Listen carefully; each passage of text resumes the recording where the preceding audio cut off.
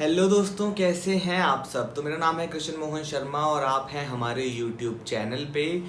तो आज हो चुकी है 27 तारीख और 9 तारीख को आप लोगों का पेपर है। तो भाई डेट्स बहुत ज़्यादा पास आती जा रही हैं और जैसे जैसे डेट्स पास आ रही हैं वैसे वैसे और ज़्यादा एनजाइटी का लेवल बढ़ता जा रहा है। आई नो किसी ने कितनी भी तैयारी कर रखी होगी भाई, किसी ने सब कुछ पढ़ रखा होगा, किसी ने कुछ भी नहीं पढ़ रखा होगा, किसी ने थोड़ा थोड़ा पढ़ रखा होगा, जो भी होगा भाई, लेकिन हर किसी का इस टाइम पे एड्रेनलिन सबसे टॉप मोस्ट लेवल पे पहुंचा होगा।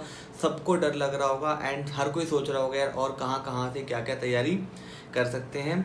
तो चलिए आज इस वीडियो को ध्यान से देखें। आज इस वीडियो में मैं कुछ बहुत इंपॉर्टेंट एस्पेक्ट्स आप लोगों की तैयारी की डिस्कस करने वाला हूं। तो इस वीडियो को ध्यान से देखें, लास्ट तक देखें, पूरा देखें। हो सकता है इस वीडियो से आप लोगों की काफ़ी हद तक आपकी जो प्रॉब्लम्स हैं वो सॉल्व आउट हो जाएं। तो सबसे पहले जो यार एक बच्चों की प्रॉब्लम आ रही है कि यार अभी तक एडमिट कार्ड्स रिलीज़ नहीं हुए हैं। तो होपफुली उम्मीद है कि 1 सितंबर तक आप लोगों के एडमिट कार्ड्स रिलीज़ कर दिए जाएंगे। एंड क्योंकि एग्जामिनेशन डेट्स बहुत शॉर्ट नोटिस पे बताई गई थी, इसलिए एडमिट कार्ड्स भी बहुत शॉर्ट नोटिस पे लाइक एग्ज़ाम से काफ़ी ज़्यादा पहले इशू नहीं होंगे। तो ऐसा है कि भाई मंथ के बिगनिंग तक आप लोगों के एडमिट कार्ड्स आ जाने चाहिए, जिससे कि आप लोगों को आपके सेंटर्स का पता चल जाएगा। एंड काफ़ी लोग ऐसे भी हैं जो उम्मीद कर रहे हैं कि शायद एग्ज़ाम्स दोबारा पोस्टपोन हो जाए, 9 तारीख को एग्ज़ाम्स नहीं होंगे। तो मेरे हिसाब से जो लोग इस चीज़ की कोई ऐसी उम्मीद कर रहे हैं या इस वजह से नहीं पढ़ रहे हैं, तो मेरे हिसाब से शायद वो गलत हैं। क्योंकि भाई जैसे कि आप लोग जानते हो कि जेई या फिर नीट इतने बड़े बड़े लेवल के जो एग्ज़ाम्स हैं जिसमें लगभग 28 लाख एप्लीकेंट्स हर साल बैठते हैं, जब उन एग्ज़ाम्स को स्थगित नहीं या फिर उन एग्ज़ाम्स को जब कंडक्ट करवाया जा रहा है, तो उन एग्ज़ाम्स के मुकाबले तो DU-LLB के एग्ज़ाम में यार नंबर ऑफ़ एप्लीकेंट्स 1/10 भी नहीं होते। तो इसीलिए आई डोंट थिंक कि एग्ज़ाम दोबारा पोस्टपोन होंगे। तो इसीलिए अगर आप लोगों ने अभी तक पढ़ना स्टार्ट नहीं किया है तो भाई कर दो, फ़ायदे में रहोगे। तो चलिए स्टार्ट करते हैं बातें अपनी। सबसे पहली दिक्कत यार बच्चों के साथ आ रही है कि इंग्लिश। यार इंग्लिश में क्या पढ़ें, कैसे पढ़ें, कितना पढ़ें, लाइक कहाँ से ख़त्म करना है, कहाँ से स्टार्ट करना है, कौन सी जर्नल्स पढ़नी है, क्या टॉपिक्स पढ़ने हैं। इंग्लिश एक बहुत मेजर बहुत वास्ट टॉपिक है जो समझ नहीं आ रहा। तो भाई इसमें मैं आप लोगों को इतना ही बताना चाहूँगा कि ये टाइम ऐसा है, इस टाइम पे आप लोगों को इंग्लिश पे बहुत ज़्यादा ध्यान देने की ज़रूरत नहीं है। इनफैक्ट आप लोगों को इंग्लिश पे सबसे लीस्ट अपना फोकस रखना है। एंड हार्डली अगर आप रोज़ इंग्लिश पढ़ भी रहे हैं तो भाई हार्डली आप लोग 30 to 45 मिनट्स ही अपना इंग्लिश पे रखिए। और उस टाइम में भी आप लोग बस सिनोनिम्स, एंटोनिम्स, स्पेलिंग्स, प्रोवर्ब्स वगैरह देख रहे हैं, तो इतना ही आप लोग इंग्लिश की तैयारी रखिए। उसके अलावा बाकी बहुत ज़्यादा कुछ इंग्लिश में अपना टाइम स्पेंड करने की ज़रूरत नहीं है। बिकॉज इंग्लिश में अगर कोई एग्ज़ाम के पेपर में अगर इंग्लिश आती भी है ना, तो वो इंग्लिश कंपैरेटिवली बहुत ज़्यादा कुछ मुश्किल नहीं होती। एंड हार्डली ऐसा कभी होगा कि आपने जो क्वेश्चंस या जो पैसेज घर पे सॉल्व किया है बिल्कुल वैसा ही पैसेज एग्ज़ाम में आ जाए। ऐसा चांसेस आर लाइक 0.001% चांस है। तो इसीलिए इंग्लिश में आप कुछ भी वहाँ पे कुछ भी आप पढ़ के जाओगे ना, तो इंग्लिश में आप एग्ज़ाम में जो दोगे वो आप लोगों को नया ही मिलेगा। तो इसीलिए इंग्लिश में आप लोग सबसे कम ध्यान दें अपना। बाकी अपने टॉपिक्स हैं उनको बहुत ज़्यादा स्ट्रॉन्ग कर लें। And English is a scoring subject, English एक स्कोरिंग साइड होती है, तो उसको अपना मान के चलें कि भाई you are done with it. And आप लोगों को इसमें कुछ बहुत ज़्यादा इन्वेस्ट करने की आवश्यकता नहीं है। नेक्स्ट बात आती है क्वांट की। तो यार क्वांट में कुछ ऐसा, यार क्वांट में ना देखो क्या है, क्वांट के क्वेश्चंस एग्जाम में आते हैं एंड क्वांट के कुछ टॉपिक्स हैं जो बहुत ज़्यादा आसान है। लाइक आई कैन से वो 7th 8th क्लास की मैथ्स हैं, जो हो सकता है आप लोगों को 7th 8th में समझ नहीं आई होगी, लेकिन अगर आप उसको अभी देखोगे ना इस पॉइंट ऑफ टाइम पे, तो भाई बहुत आसानी से वो चीज़ें आप लोगों को समझ में आ जाएंगी। एंड वो उसके जो क्वेश्चन होते हैं एग्जाम में वो भी बहुत ज़्यादा आसान होते हैं। रीज़न बस आप लोगों को उसके जो फॉर्मूलाज हैं, जो ट्रिक्स हैं वो पता है, तो आप उन क्वेश्चंस को बहुत इजीली सॉल्व कर देंगे। तो अगर हम देखें तो टॉपिक्स कौन से हैं, तो एवरेज हो गया, परसेंटेज हो गया, profit and loss, volume and surface area, time and work, speed and distance. तो भाई ये टॉपिक्स ना बहुत ज़्यादा आसान टॉपिक्स हैं, जो हो सकता है कि भाई आप लोगों जिस टाइम पे आपके सामने, जैसे 7th क्लास है, मेरे को भी स्पीड डिस्टेंस टाइम समझ में नहीं आया था साइंस में, लेकिन अभी जब मैंने अपने अटेम्प्ट में किया था तो मेरे को भाई बहुत आसानी समझ में आने लग गया था।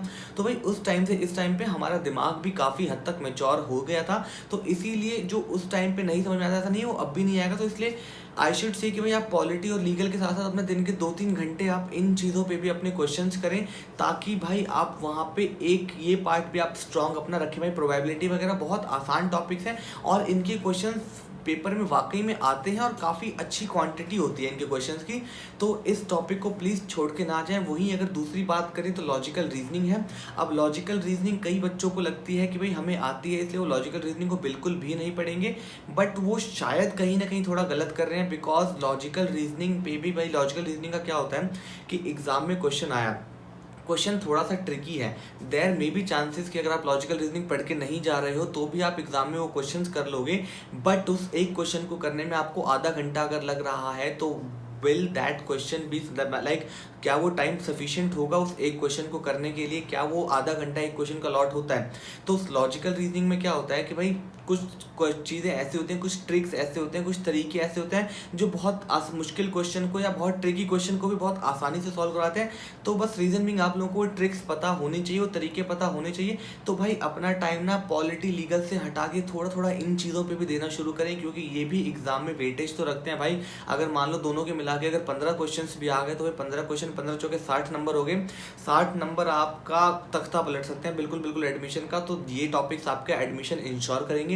पॉलिटी लीगल सबने काफ़ी हद तक पढ़ रखी हुई, सबकी काफ़ी हद तक ठीक होगी, बट अब टाइम है इन टॉपिक्स पे भी ध्यान देने का। बच्चे क्या करते हैं, बच्चे इस टाइम पे सारा अपना focus polity legal constitution amendment judgement current affairs इन चीज़ों पे लगा देंगे और लॉजिकल मैथ्स क्वांट इन सब चीज़ों को बिल्कुल नेग्लेक्ट कर देंगे।